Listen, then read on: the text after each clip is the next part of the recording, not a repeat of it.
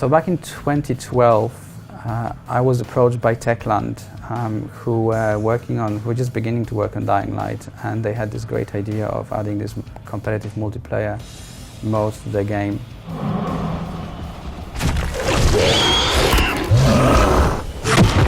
The player versus zombie mode is a mode in which you are playing your game as a single player or in co-op mode, and all of a sudden you will receive a message on the screen that the hunter is invading.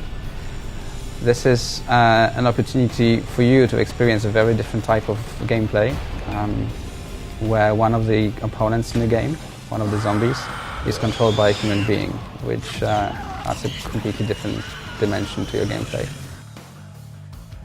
This invasion can only happen at night, so the night is already a time where the player has to work really hard and becomes prey, as opposed to the hunter. This is an additional escalation of this, where the hunter becomes much harder to track because it's no longer an AI. It's someone who actually thinks and strategizes against you. You always play as one zombie. You have only one character to play with, and you can upgrade it. There is a skill tree for the hunter that as you win your games, then you get extra abilities that help you progress and tackle more advanced or better, more leveled up characters. Because we're going to obviously have a matchmaking system where the game is going to try to match beginning zombies with beginning players and more advanced ones against more advanced ones.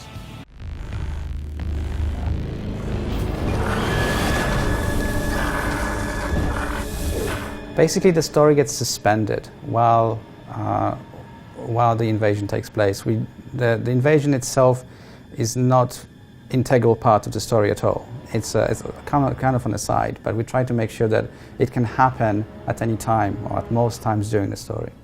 So these have not been defined, but we know for sure that there will be certain crafting ingredients that you can only get from defeating the hunter. So there's certain weapons that can only be obtained if you actively take part in those missions.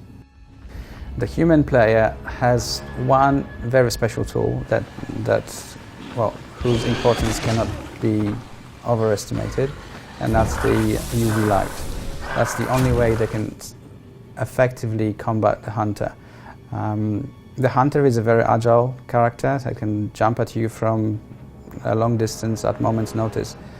You do have ways to track the hunter, but that's not enough for you to defend yourself. Once you know that the hunter is coming or where he is, then your only way of making sure that you can effectively combat it is to shine the UV light at it to drain its stamina or energy.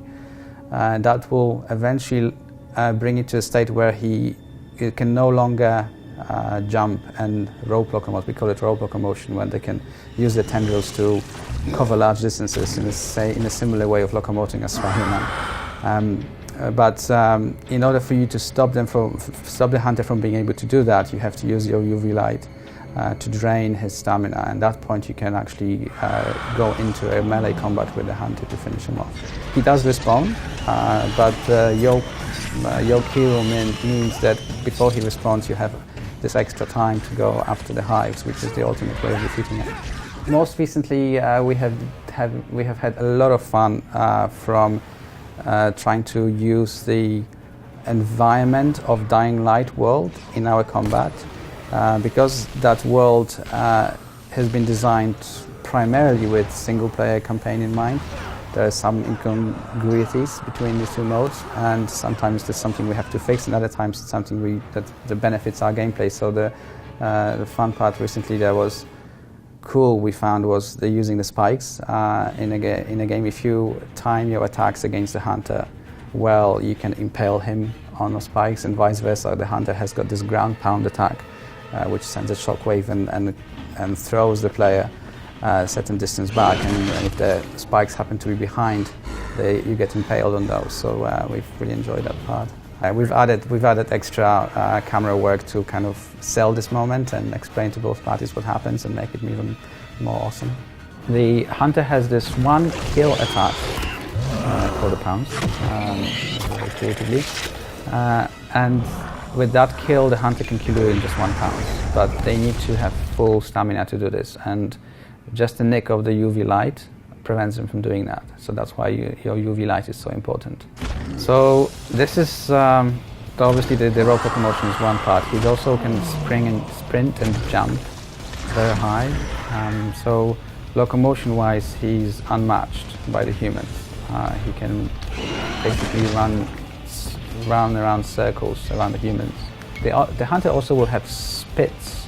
We call them spits, although I think the final version is not going to involve spitting anything. It's going to mean throwing things with your forearms. So these 2 spits of grenade attacks, one of them will disable the human flashlight, and the other one is going to call in the horde of zombies on the player, which is also a great addition to the gameplay. We find both sides find it quite a lot of fun being hit by it, where all of a sudden these zombies come at you, run really fast and explode. So the only way of getting out is jump up at the nearest roof to get out of range. It's competitive multiplayer.